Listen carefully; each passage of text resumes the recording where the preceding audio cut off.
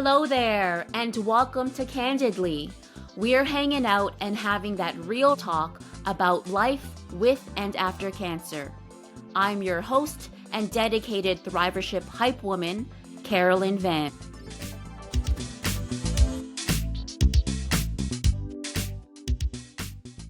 BRFZY is a premium recovery boxer brief. We're talking support, compression, and hands-free healing and comfort. It's designed for folks recovering from surgery, injury, or just working through any sort of pelvic condition. Think orchiectomies, vasectomies, C-sections, sciatica, hip replacements, hernias, and athletic recovery. I learned about BRFZY from being part of the Canadian startup and tech community. And when I found out that the founder, Ariz Bhimani, was a fellow cancer survivor, I just had to get in touch to, at the very least, give him a virtual high five. So I slid into his inbox in April, and we ended up hopping on a call that was hours long, sharing and relating about product management, venture building, probably processes and Excel sheets, and of course, our respective cancer experiences.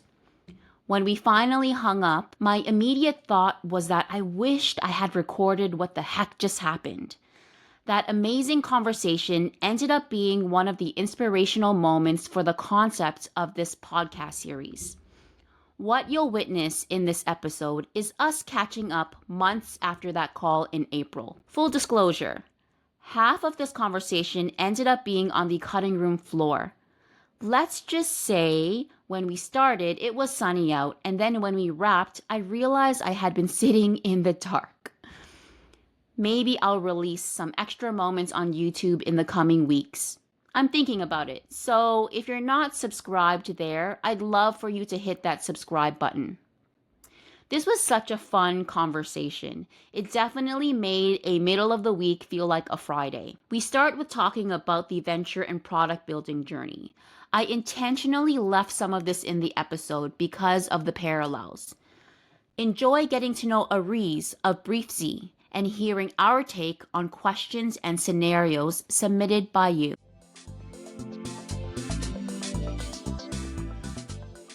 Hey, how are you? I'm doing well. How are you?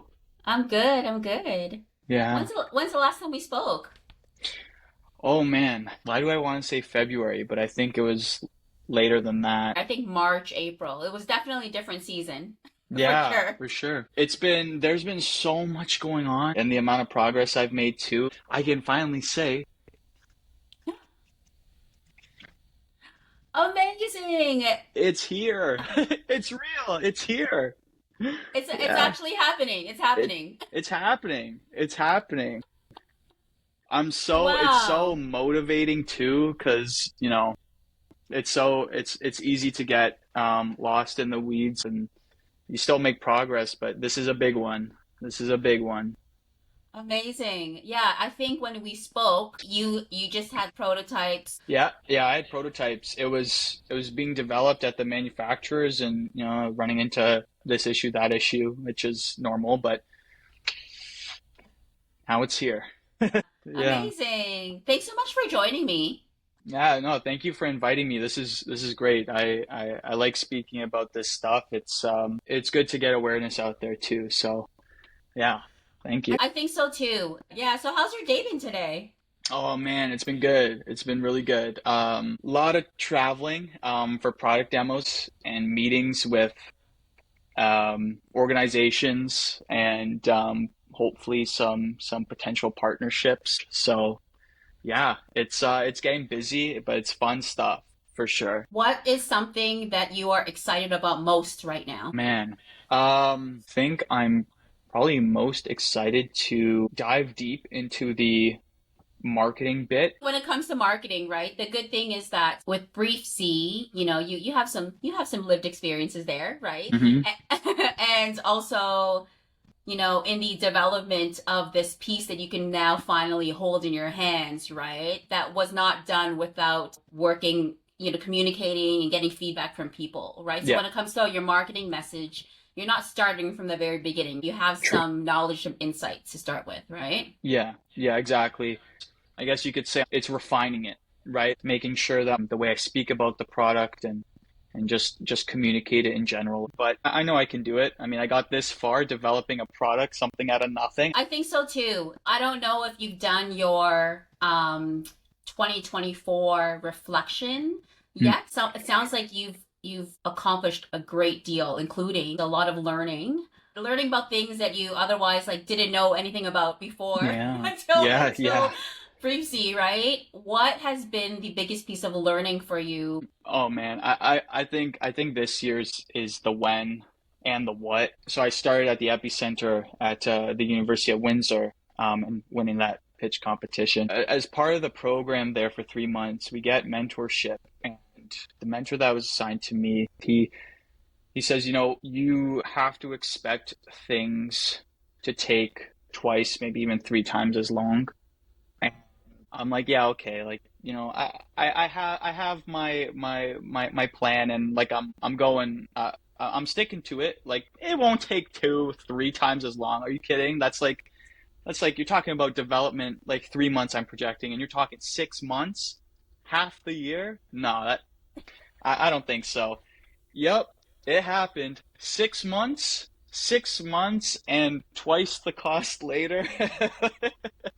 Like Yeah. there's just things like that, where it's kind of like I can start recognizing when I'm entering a situation where I gotta really, if I can speak to kind of my engineering background or project management rather, I gotta build in some more float time for that. There's a lot more nuances that go into developing a product, and one that hasn't been done before, like just there's a lot more that goes into it, and to expect delays, expect to spend a little more, especially if you want things done right. So I think that's my biggest learning to assess both industries in which this company is in, the medical and the fashion. So there's a bunch of constraints, but I'm learning to, I guess, refer to both, before making decisions, and gone through a bunch of different scenarios like that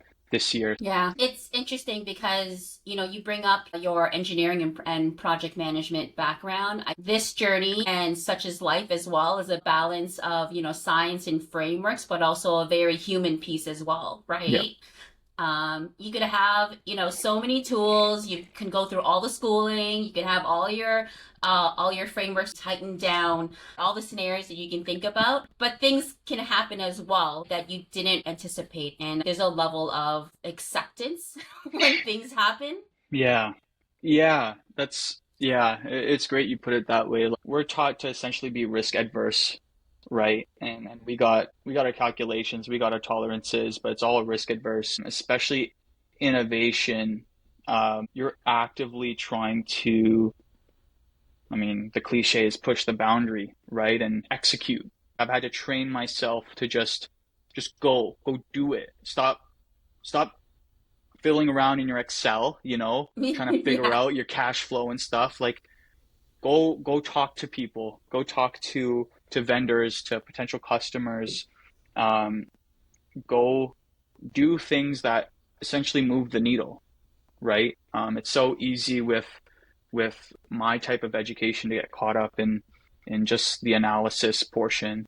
Um, yeah, it's this is a different ball game overall, and the kind of tired I get too, it's Hmm. different. I could, I'd love doing calculations. I just, sit down, cup of coffee, grab pen and paper, do whatever work sets I need to do, and it was almost therapeutic in a way. And I'd be tired at the end, but I could still hold a conversation. It's one side of the brain, but now, oh my God, I'm done at the end of the day. Like I just want to sit. I want to sit, play COD, or better yet, go to the gym, get a workout in. But yeah, this is a lot different. What do you think requires that's a certain type of energy from you? Yeah, the calculations. You're solving a problem that's been laid out for you. Like you've been told what the problem is, Yeah. and you're also been taught how to handle that problem. But solving a problem that you're, for lack of better words, coming up with. It's a lot different because you're also coming up with how to tackle that solution too. And in some cases, it's been done before because this is business, but every business is different. And so the solution that'll work for company A or B might not work for company C or D. It's you're having to think through about what the problem is, how to solve it, and going to do that. There's a lot more components to it. You're having to think creatively too. It's different kind of tired. Yep. I talk to my students about this all the time that, educational institutions, we try our best to prepare you for these scenarios, but it is very different than the wild, wild west, Oh right? yeah. There's a lot more ambiguity. There are a lot more factors at play that we can try, to introduce you to. Hmm. But, you're forced to exercise multiple parts of your brain. The Yeah. creativity, the analytical piece, the human piece, all of it. So I feel you. I feel you. Yeah.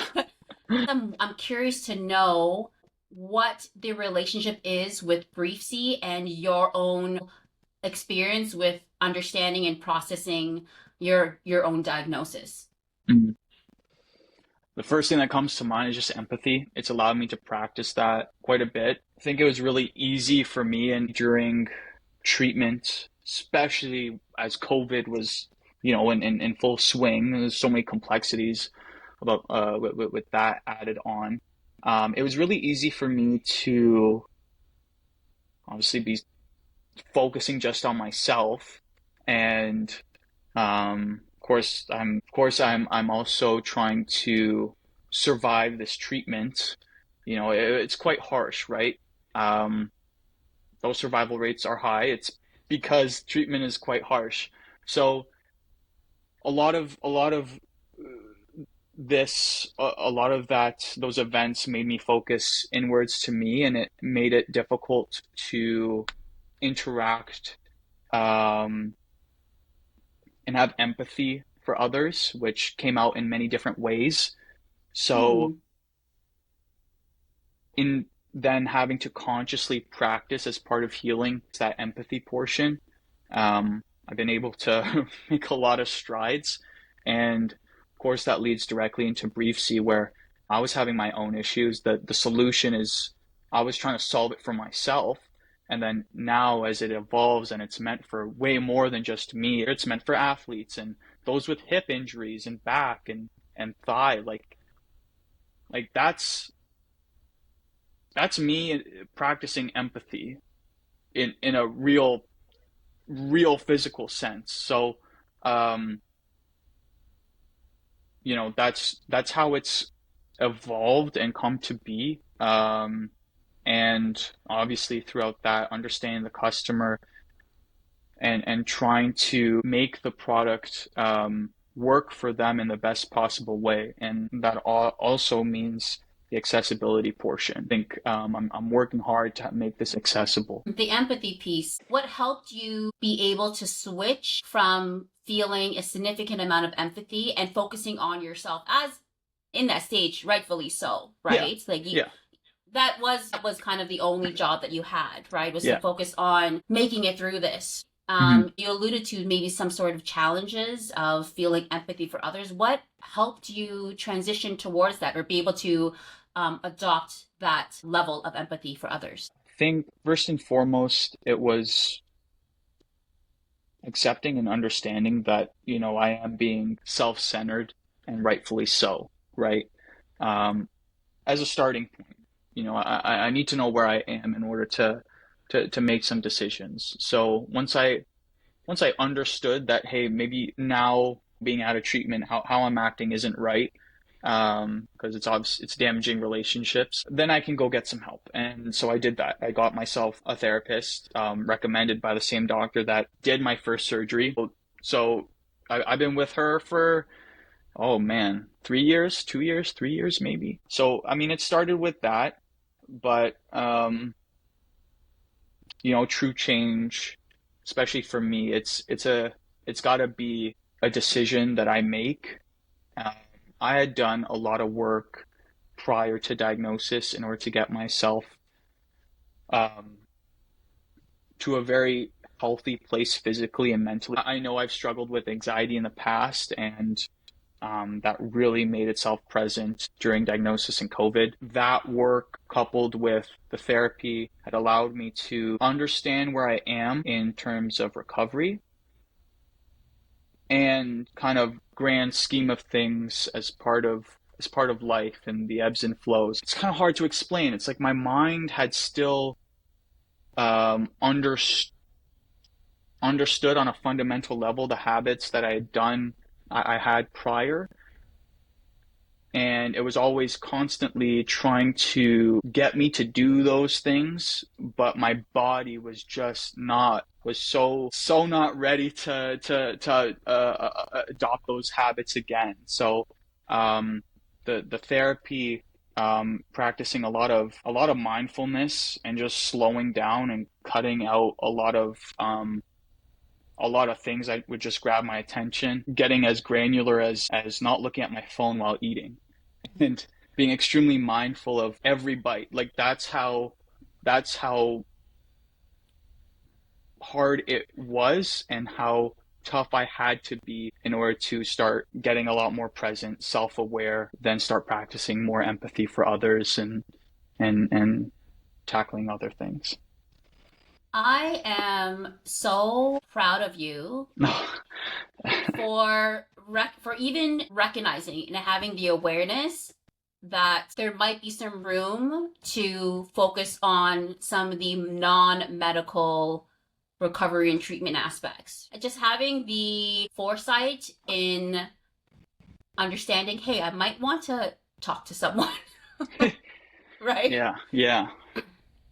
Yeah, thank you. I wish I could give myself the entire credit, but it was really like I'd mentioned a few things to my doctor, and the urologist, Dr. Daklai, his bedside manner, like I don't know, I can't even explain how great he is. All I had to do was say a couple words, and he's like, you know what, I think I'm gonna get you a referral, because this part is extremely important. That was one. Second was my girlfriend, because I mean she's always kind of been like, as most relationships are, like she's your partner's kind of like your proxy, right? Like they understand, oh, something's up, and these patterns, this ain't good. And she was fully aware that this is because of everything that's happened. Like when we met, I wasn't like that, right? But she's like, I think we got to find you some help. You got to talk to someone, because some of these situations that are coming up aren't necessarily normal, or healthy Yeah, for you or for me. So like yeah. that was a big one, right? I mean, we've been together for 5 years now, so I trusted her. I still do. She has some reference points, right? Of Yeah, Ariz pre this, right? And you know, she can sense and she'll communicate in whatever communication method works for you guys, right? yep. When something is feeling a bit off, right? Hmm. I am also so glad that you had an amazing urologist, because not everyone gets to have someone assigned to them with the best bedside manner, right? Yeah, My oncologist, if I could gift people to be able to work with my oncologist, I would. I yeah, know that I had a bunch of things in my experience that were on my side. I have an amazing family physician, right? Which is like the gateway. They flag everything. So I had that on my team. My oncologist was top notch. I was treated at Princess Margaret Hospital. Again, amazing, right? yeah, Something that I really related to that you mentioned was feeling a bit of a gap between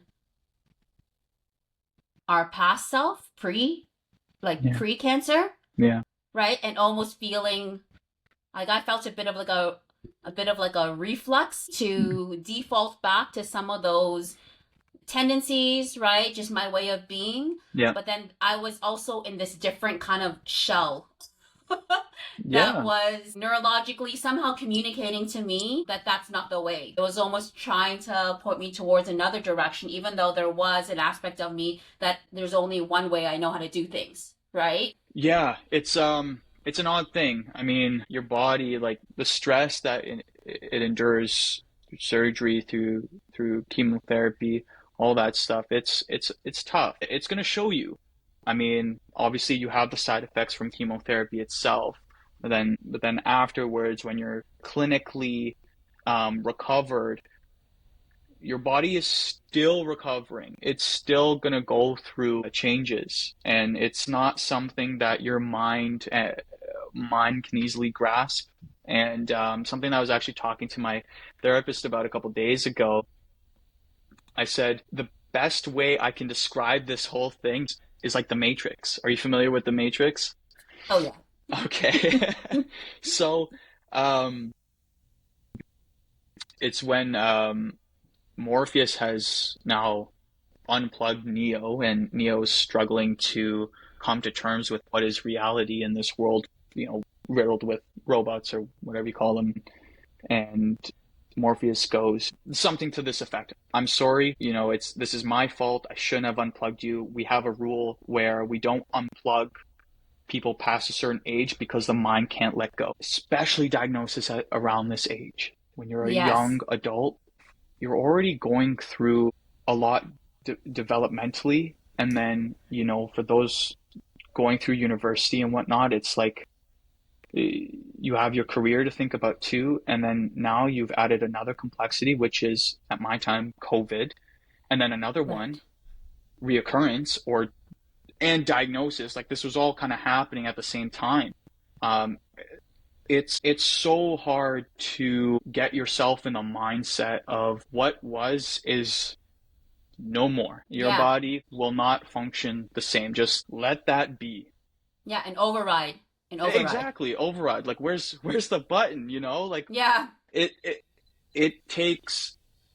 it takes a lot to get there, and to get to the point where you can be like, I'm okay.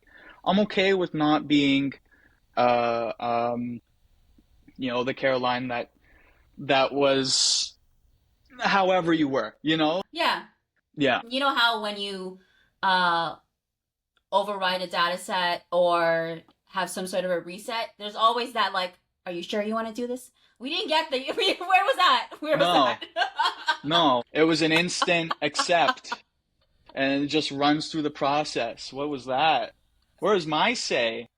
Yeah, exactly. There wasn't an are you sure or like confirm button, right? This right here, right? This is like the most spectacular and complex piece of technology that exists out there, right? This human body. We still don't understand all of it. This Yeah. is why the sciences exist, right? We're always learning every day how everything connects with each other, how these other external factors come to play, shifts in social settings, shifts in identity, right? To your point, being diagnosed at a young age, there is so much happening, including to your point, school and career tends to be, the big identity piece for folks Mm-hmm. our age. That's Yeah. kind of where we're starting to feel confident, starting to get our groove, right? In these types of roles. When the events like this land, right, or explode rather, Mm-hmm. it can feel like an atomic bomb and an override just as you were starting to form a certain identity of yours, right?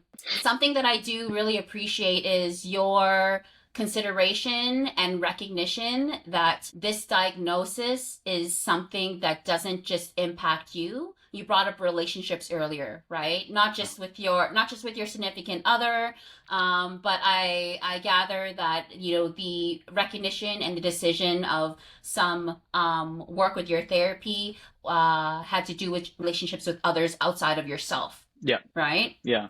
Yeah, it was a huge piece. I think it was so important to tackle that, because no matter what I'm pursuing, I'm always coming back to people. So I think it's extremely important to get those fundamentals down before trying to make some sort of impact in the world, right? It's a tough one because, I was able to take a strategic pause sort of on my life in order to get some of these things done. while simultaneously working on BRFZY. But not everyone gets that. Uh, When you so say strategic pause, are you referring to the cancer, the schooling? What are you referring to when you mean strategic pause? you know what? It's funny you put it that way because I was referring to the pause right after I graduated. But when you said it like that, it almost made it sound like the diagnosis itself has been a strategic pause in my life in order to develop the relationships I have with my family and with my girlfriend and just in general in practicing more empathy. And so, um, yeah, that's an interesting one. Maybe, I am definitely not one to say like cancer is a gift, right? Like I would never gift this to anyone at all. But I do think that we can decide to do what we will with what is presented to us, Yeah, yeah. right? It's a lot easier. Like I'm finding it's a lot easier pursuing this growth instead of wallowing in in what was and being upset and sad about it. It's painful. I've done it. It's extremely painful just thinking about the past and what has happened, but it's far less painful trying to improve. Mm-hmm. That's a fact for me. Everyone has their own way of processing all of this, Yeah. right? Again, we're so complex, right? Including what individually our what our needs are in order to process and cope and heal, right? One of the reasons why I appreciated you mentioning relationships, right?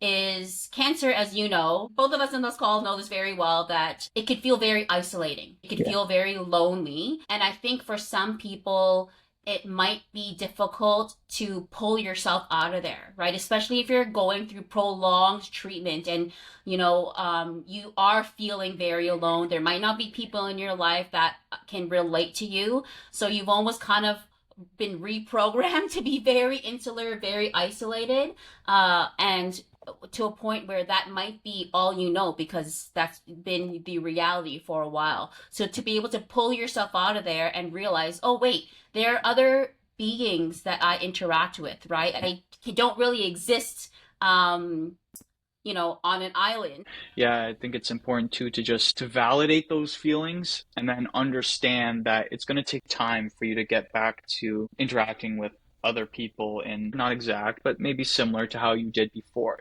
Maybe you're a little more anxious now, or maybe you're a little more open. Doesn't matter. It's still going to take time for your mind and your body to understand that you're no longer having to focus on treatment, or maybe you're still in there, but I don't know, man. That's a tough one. It's a tough It's one. tough. It's tough. Yeah. Like we're still always figuring it out, right? Like we're always evolving in different ways, right? Being involved in the community, I speak to people that are 20 years out, and I don't think it should ever be an expectation that like I'm 1000% healed right now. Like I'm over it. Like you know, Yeah. Yeah. No, I don't know. I think people have a hard time validating their feelings, especially when you're in conversation with other people, and there's also social media, reinforcing ideas like how you feel is how you feel. And, it's shitty sometimes. It really is, and that's okay.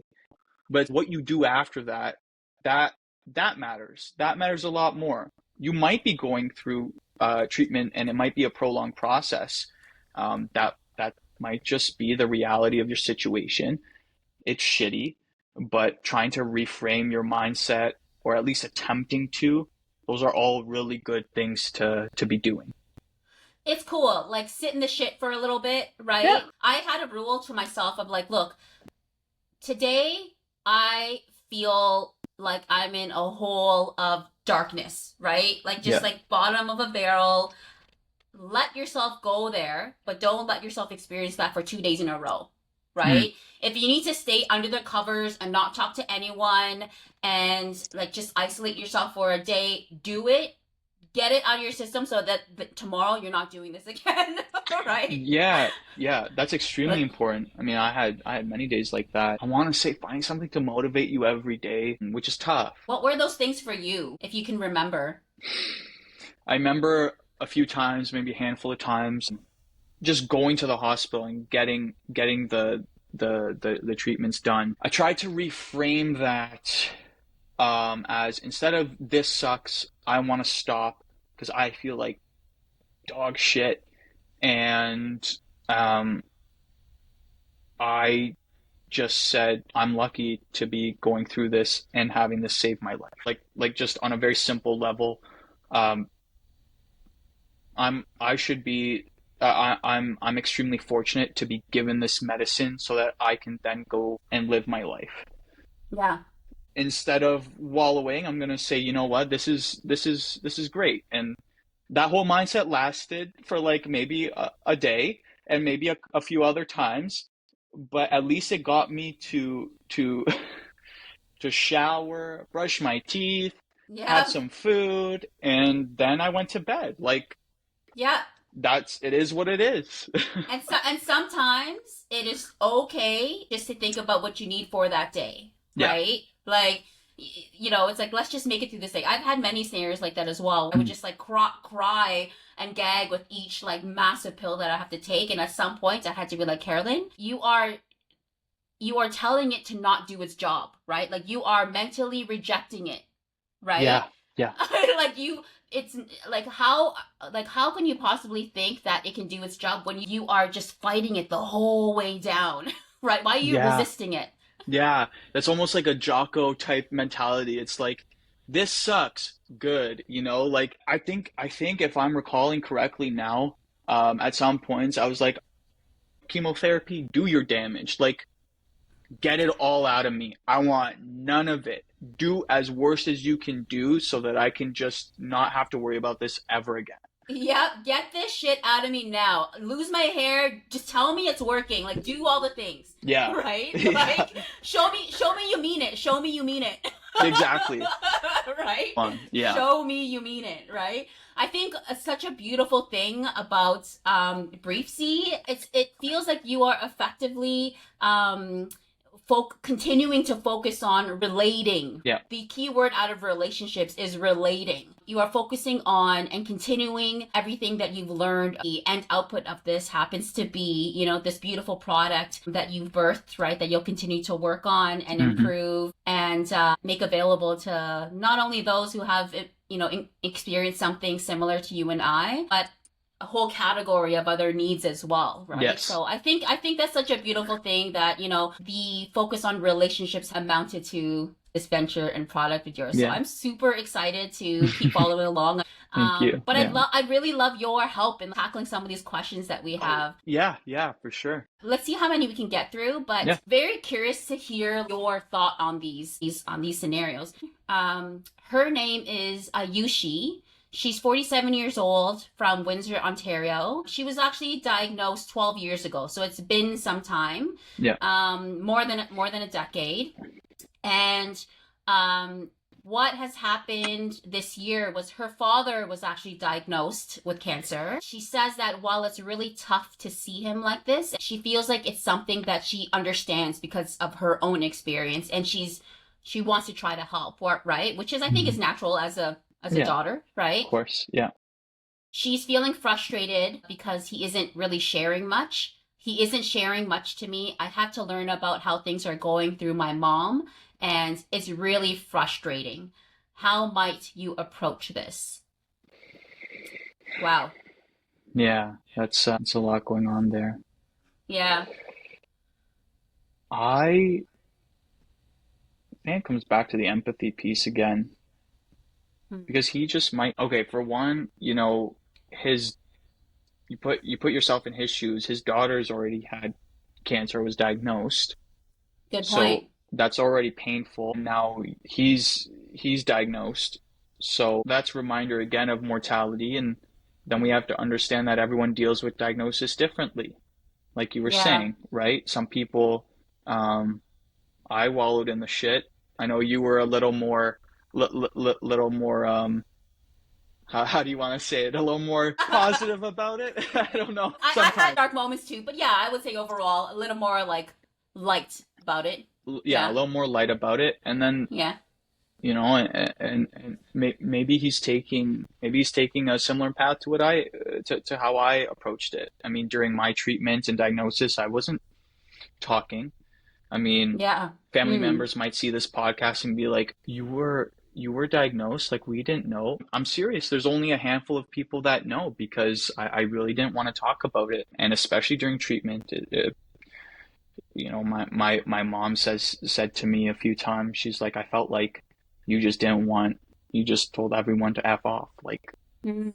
Yeah. it's just, it's harsh, but it's kind of true. Like I just didn't want to talk to anyone, stuck in my room. So, I mean, he might just be dealing with it that way. And so I would just advise to practice some empathy and understand that it might just be like that for now. And Mm. Yeah. it just might be how it is for him. You know, even though Ayushi comes from dad, right? Um, to your point, doesn't necessarily mean that everything is the same, right? She might approach it one way, he might be very different. I think your empathy point is really great to consider. I'm also I feel for Ayushi, right? Because, someone who has aging parents, right, whenever they're not well, like you want to do whatever you can do to support them through it, right? Yeah, yeah, So I can feel and I can relate to the sense of feeling a little bit frustrated.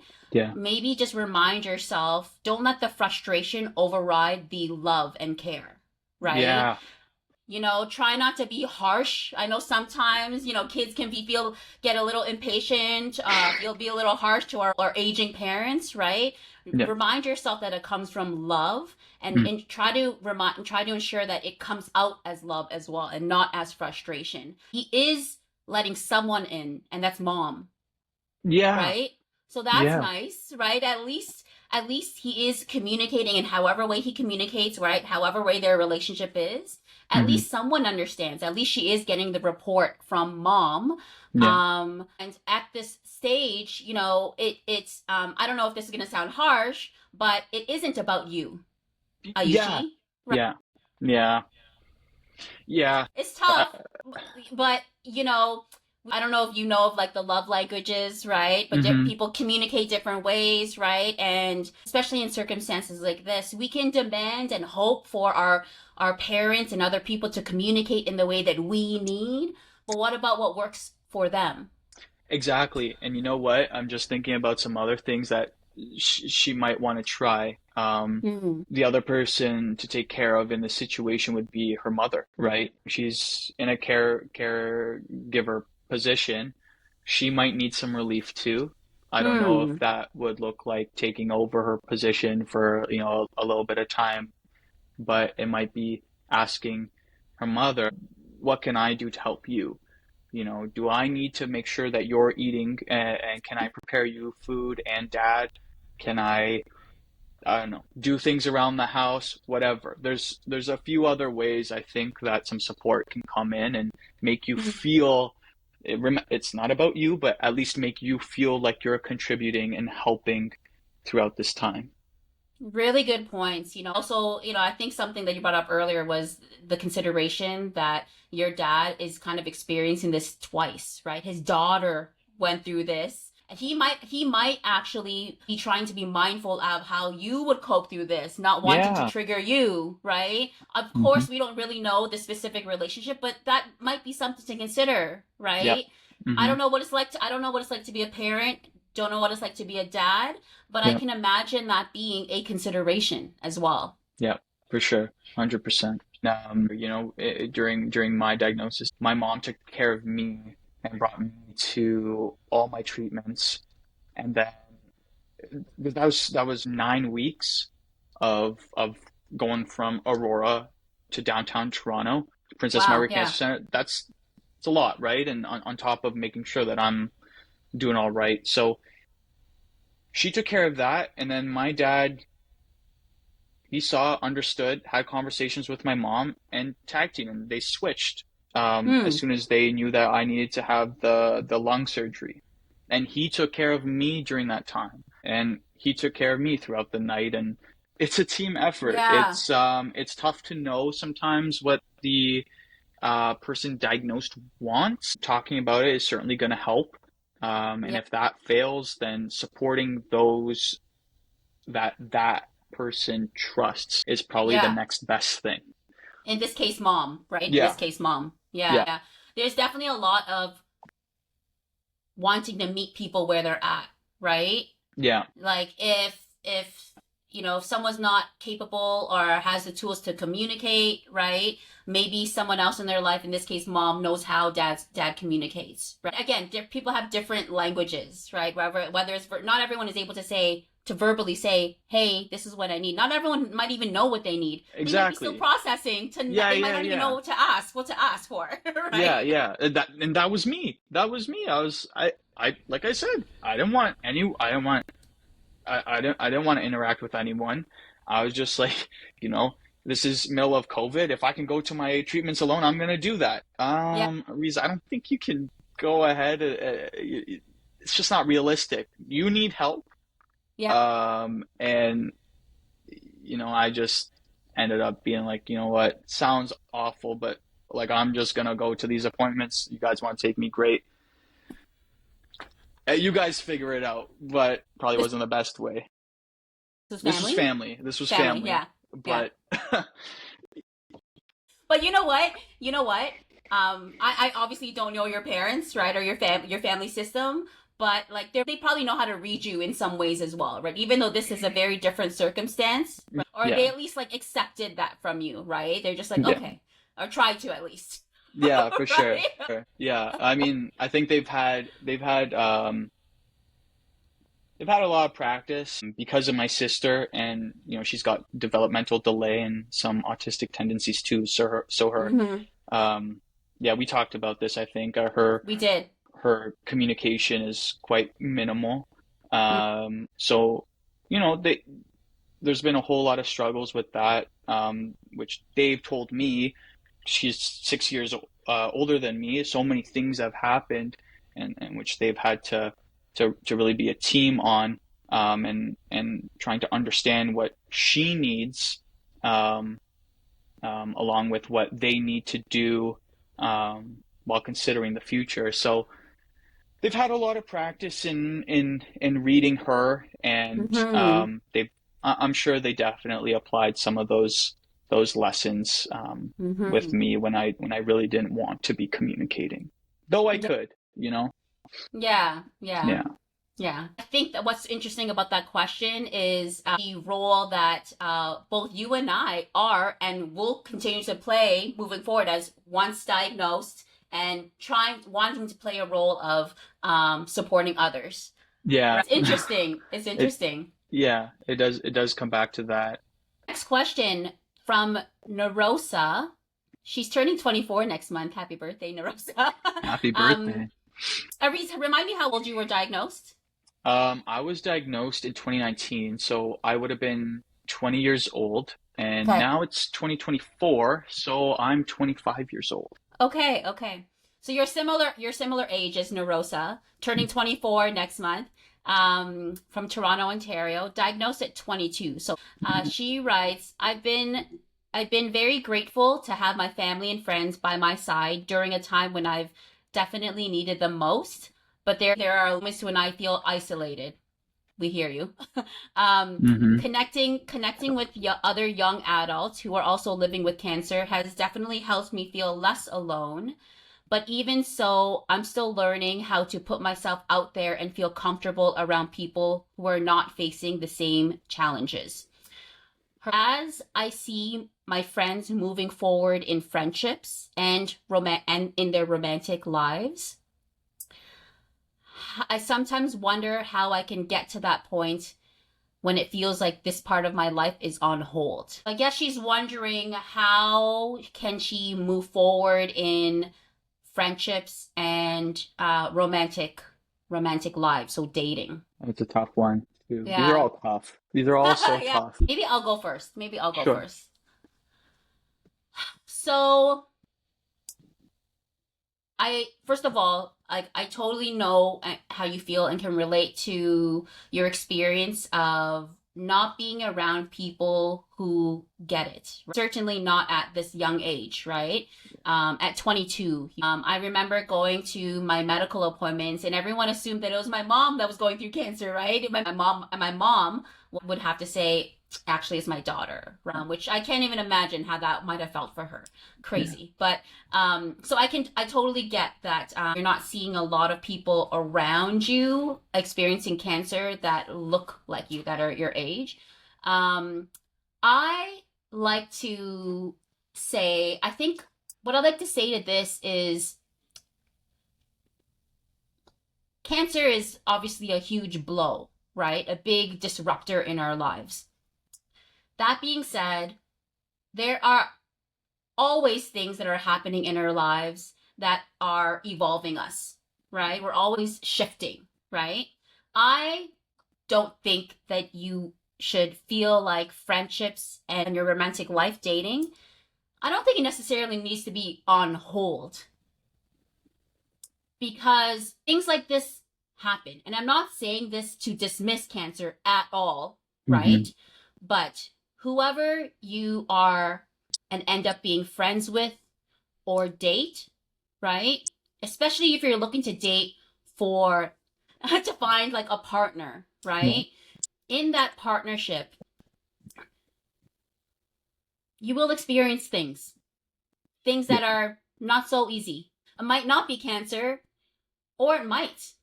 We are almost 50%. It's actually specifically 40% of the Canadian population that would be diagnosed at some point in their lives, right? So, which is an upsetting number, right? Yeah. It's crazy. Yeah. So I don't think that you necessarily have to put that on hold. There might be some considerations as you move forward in forming relationships and dating. Hmm. I feel like I need to do a whole complete episode on dating because I definitely have my own experiences in dating with cancer. If it is a significant part of my life, just like anything that is a significant part of my life, I do share it, right? I would share it. So I don't think that it's necessarily something to hold back. I certainly do not think it's something that you should ever feel embarrassed about sharing in friendships and in your romantic life. So those are my first thoughts. What do you think? Good point. There's always Mm. something in our lives that happen. Cancer is one of them, potentially. Like you said, 40% of the population here in Canada. It's definitely important to disclose to any partner, especially if you're looking for the long-term relationship. Yeah, I know you're in a relationship, right? But if you were single and if you were like, dating before this, how would you handle this, Ariz? Part of me wants to say that I feel you. Uh, I'd put my life on hold. I probably would have.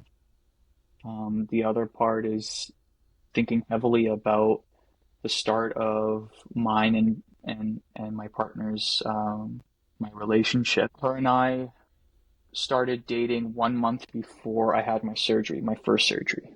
Oh, so it was a newer relationship. It was new. As soon as I had the appointment with the specialist, so a week before the surgery, I said, I don't know what this is. I don't know what it could mean. Um, but it's a lot, and it's not something you signed up for. So, you know, no hard feelings. If you don't want to continue dating because this can get kind of messy, that's okay. That's okay. I'm okay with it. I won't think of you any other way, but if you do want to continue to date, I can't guarantee that this is going to be the last time I'm going to have a big doctor's appointment or anything like that. Like, I can't guarantee anything. And I don't know if that conversation was fair to her or not, but I was essentially giving her an out, right? Um, and being transparent because I thought that was right. And luckily, we're here now, and she wanted to stick by my side, and very much grateful for that. Maybe if I take that point of view and apply it here, like you said, I think just being transparent. Maybe you don't need to be putting it on hold.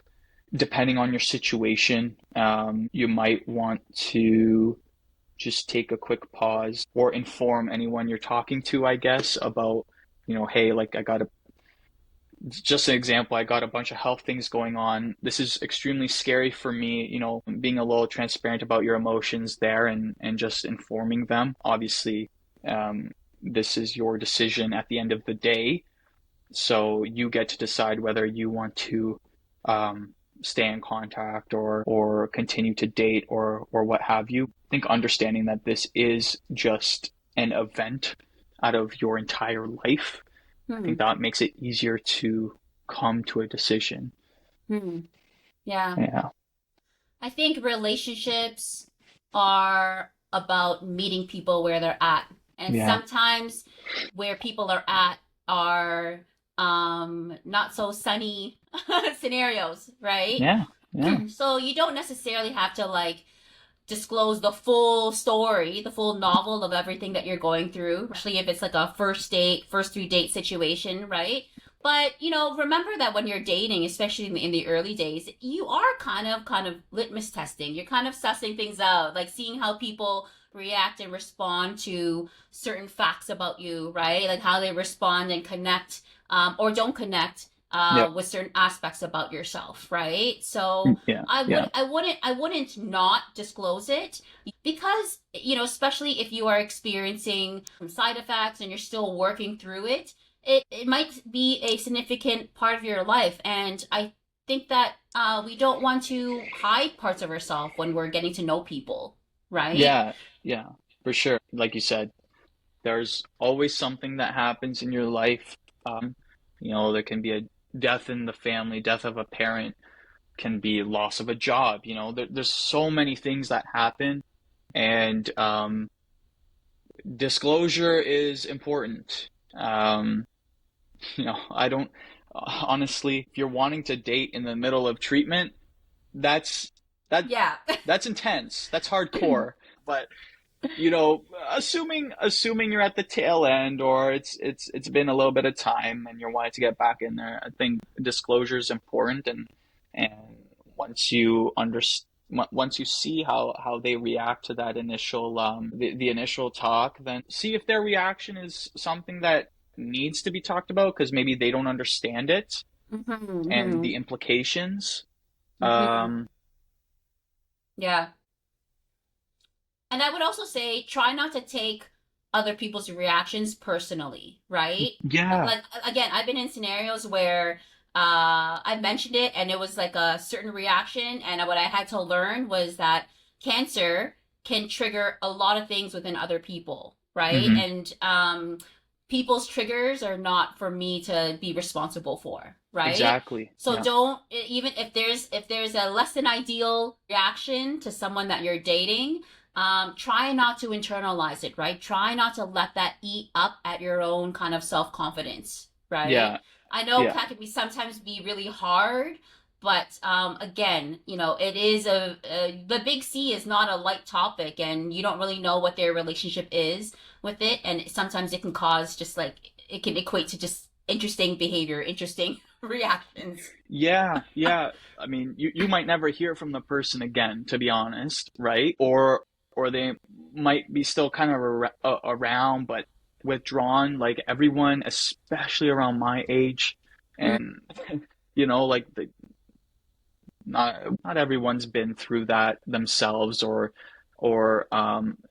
it's been maybe a grandparent that has had cancer and has passed away. Like some things have happened, but a lot of people our age just don't they won't understand because there hasn't been, for a majority, I'm going to assume, there hasn't been much going on. I can say that because I've had friend groups, I haven't been in contact with a lot of people just because different life views now, right? Yeah, Yeah, yeah, yeah.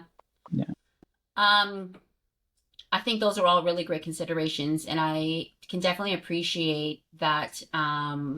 you don't have, when you haven't had as much experience going through things like Yeah. traumas, capital T traumas, right? Yeah. We're not as equipped to know how to deal with things, right? But again, I just really want to ensure that I really want to stress to Nerosa to try not to take things personally, Yeah. right? Being diagnosed with cancer has its way of maturing us very quickly. Mm-hmm.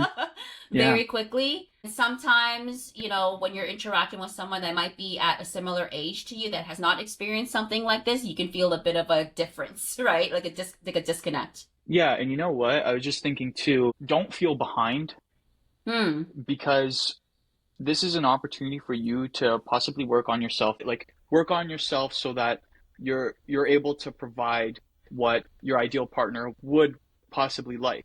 And then you start attracting the right people to you. Don't feel like this is putting you back at all.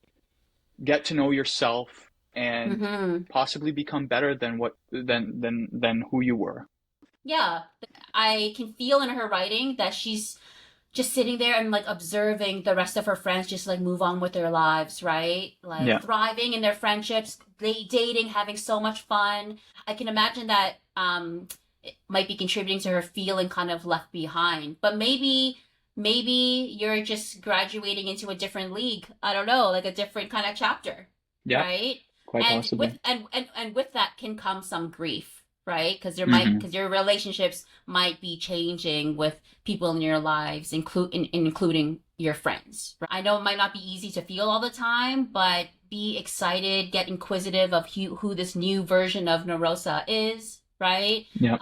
Don't feel like it's a deficit of you not feeling like you can relate to your friends, but maybe there's an additional perspective that you gained, right? Not necessarily Yes. a deficit, but what have you gained that sure might be amounting to you not being able to relate to other people, but who are these other creatures that you can now relate to, Mm. Yeah. That's great. right? Practicing the Yeah. empathy once again, huh? Exactly, Yeah. exactly. Yeah. Next question. So Evan is his name. He's 32 years old. He's from Edmonton, Alberta. He writes, I was diagnosed with testicular cancer a few months ago. And to be honest, I'm just trying to get through it. He also shares that he doesn't know anyone close with cancer aside from an older aunt who lives in Seattle. Hmm. He also says that he sees all of these resources out there, these like groups, all of these like blogs, like literature, but he hasn't made any moves yet. And he's feeling a little bit hesitant. He was wondering if he, by not gravitating to these resources, is he hurting himself? Is he keeping himself behind? Wow. The fact that he's searching for resources, is asking, I think is a really good sign. I wonder why he feels hesitant. I mean, he's asking for advice on getting advice. Yeah. Yeah, so man, you're doing it already. Just It's whatever true. questions you have, go like just submit your questions. Movember is a great resource. They have their nuts and bolts program, I think it's called. There's mentors out there. I mean, I'm available too. You can send me a message. Um, there's a lot of people that have, as we know, have gone through this, and a lot of people are willing to help, even just in the hospital. Yeah. Myself, like one of my last treatments, there was a gentleman, older gentleman, across from me. I noticed he was like staring at me, and I'm like, whatever, like I'm obviously the youngest person here. That's very apparent, so I'm used to people staring, but he was like looking at me quite a long time, and I looked at him after a while, and I said hi, trying to just break the ice, and then he started asking me questions about how's treatment, what should I expect, all these things. So let that be kind of a sign that you can go and just ask people going through treatment. Maybe not like right there in the at the center, but you can definitely reach out to people that are going through it or have been through it and the resources you're finding. Just do it. Just do it. Don't think about it. Just do it. You'll thank yourself in however many months time when you're done treatment, or when you're feeling a lot more open. You'll still thank yourself for reaching out in some way. I do think that there are a lot of resources out there. It's definitely not one size fits all. True. Right? And you might have specific needs, and I'm just spitballing here right now, right? None of this might be true at all, but it could be, maybe you're not seeing a lot of men in these groups, where, you might feel a little bit more comfortable. Maybe in the scenarios that you were at, if you saw like another gentleman, sitting across from you, you might feel a little bit more comfortable to be like, hey, like, what can I expect from this, right? Yeah. So a lot of these groups are trying to get better and having different types of kind of support resources out there for different types of people to consider what people's comfort levels are. Yes, there is a lot out there. It can feel overwhelming. I think ask yourself, what might make me feel comfortable in asking these questions? Would I feel more comfortable in trying to find another man, right? Or would I feel more comfortable in a testicular cancer specific community, right? Like Movember, right? Do I want something a little bit more online because I'm not really comfortable kind of showing up, showing my face, and I know that these environments can require some level of vulnerability, right? So they're not always comfortable as well, right? Yeah, yeah. Maybe there is some more reading between the lines in his question. I mean, the comfortability aspect of it, yeah, it's not easy asking for help, but you will thank yourself for at least trying. But if you don't do it, then you may not get the support you're looking for. Yeah. Yeah. I think about the isolation piece, right? I don't want Evan to feel isolated, right? Both of us here know how isolated things can feel. I think it might be good to reflect on, maybe there are other examples of community in your life, Evan, right? Whether it's like a gym that you belong to, or do you play games, right? Try to pay attention to what might make you feel a little bit comfortable in those communities, and maybe seek similar types of traits in this type of support, right? Yeah, exactly. Yeah, and I mean, this testicular cancer,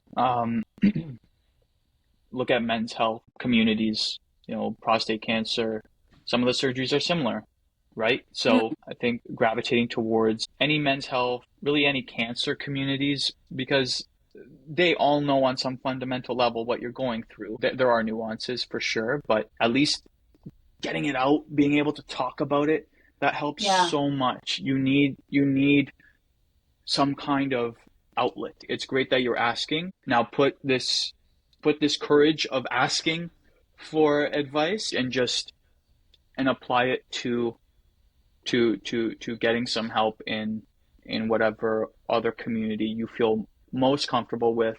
May not be perfect fit, but at least you're gonna try. Was there a community that you felt comfortable in? I was given the option to join a prostate cancer community, but I never did. Again, wish I did. Maybe I wouldn't have gone through, this prolonged mental recovery.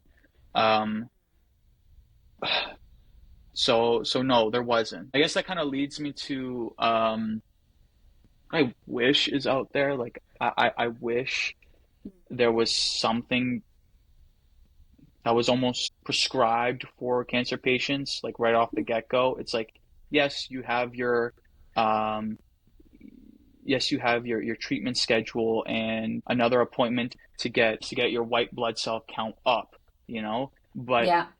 I think there's got to be another appointment there, as a check-in with a therapist to make sure you're at least getting your thoughts out there, and anything Yeah. else that may be on your mind with no judgment at all. Like it's got to be right in there, I right in there with agree. the treatment plan. I agree. Like, Evan, I would encourage you to just ask the questions, right? You have to give things a try to see if things are working for you. And they might not, you might get a response, you might try a thing and you might be like, oh, okay, that's not for me, right? But as you try things, you start to learn what doesn't work for you, which brings you closer to what works for you, Yeah, right? yeah, exactly. And understanding again, like just like our recovery, right? After treatment, this is going to take some time, but the fact that you're doing it is like 70% of the battle because it Yeah. means that you want help, you want to be better for lack of better Yeah. words, Yeah. right? Yeah. So, yeah, I think that's great. Yeah. Hmm. I would love to know what is the thing that, aside from flashing us Flashing your us your underwear. your Yeah. briefs, your briefs, Yeah. flashing us your briefs. Uh, You're just yeah. welcomed, right? No one Yeah. is offended here. No one's offended here. So super excited about that. Thanks for that. Yeah. Getting us comfortable real quickly. Yep. Um, Uh, what else can people look forward to? What's like next? What's like the thing in 2025 oh that you are man. super excited to bring to us? Yeah, I would say go sign up for emails because we are going to be having our pre-order campaign starting April 2025 for Testicular Cancer Awareness Month. That is definitely what I'm looking forward to the most next year. BRFZY.com, BRFZY.com, and you can follow us on Instagram too, BRFZY 2023. Okay. Um, yeah. As for other products, because I keep getting this question, um, for women, I want to state that this product works for them too. However, I am developing a women's cut. So the silhouette will be for a women's boxer brief. Let's get through the first bit, get some user testing and feedback so we can make this the best first product of Brief C to start. I'm so excited for you. Thank you. I think one of the things that we discussed today was that people understand and move forward in their cancer recovery in many, many different ways. And one of those ways is developing something awesome like Yeah. BRFZY. Right? Back to what we were saying to Evan, it's not one size fits all for how to cope and work through things. So I really love that you're taking your experience and including your experience in focusing on relating and relationships and injecting that into BRFZY. So Yeah. thanks for joining me today. Thank you very much. Thank you for having me. Thank you. Thank you for bringing this opportunity because the questions, I was so happy in a way because I knew that I could offer some insight now being on the other side of things. So this meant a lot to me personally. So thank you very much.